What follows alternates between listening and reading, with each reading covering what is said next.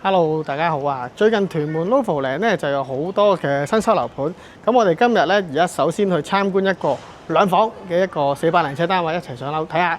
好嗱，上到嚟單位啦，呢個係一個400零尺嘅兩房嗱，係一個屬於叫細兩房，因為佢係404尺大啲嘅，呢係410幾尺嚟嘅。好啦，我哋個客廳位置咧喺呢邊咧會有一個櫥櫃啦。咁其實呢度有張台嘅，咁啊細廳會有台啦，大廳嗰啲就冇嘅。咁呢種屬於叫細廳，但係咧儲物量咧細廳會比較上多啲，因為咧佢有一個 C 字形嘅，即係倒 C 型啦嘅一個儲物櫃。咁其實呢個 size 入邊全部都係啲收納空間嚟嘅。呢度可以擺鞋啦，呢度又可以擺好多垃垃雜雜嘢。咁雪櫃雙門嘅一個雙門雪櫃位，擺位上就空間上好啲，雪櫃唔會太細。咁我哋呢個單位嘅景觀咧，屬於開揚少少，咁啊雖然對面咧就望到少少公屋啊，但係其實個景觀，如果你話望呢邊遠少少嘅，都望到少少村屋個位置。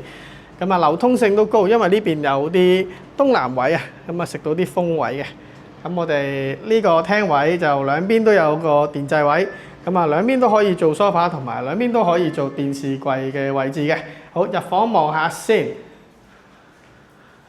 嗱，呢一個細房咁啊，標配基本啦，2米乘2米呢啲係冇問題。不過咁講啦，呢度應該呢度 over 呢個位咧 over 6尺嘅。咁我如果見到而家身處呢邊咧，就唔止6尺添，應該仲可以多少少嘅。所以如果擺位上嚟講咧，空間都幾好。咁啊，上面大金嘅冷氣機。好，望埋個主人房。嗱，主人房呢一隻咧會有一個露台呢個位置嚟嘅。咁啊，出去男主人出去嘆下新鮮嘅空氣，抽抽煙都可以嘅。咁啊，呢個有個衣櫃位，咁其實基本啦，2米對門到啦，咁上面都可以放一啲係篋啊嘅物體喺度嘅。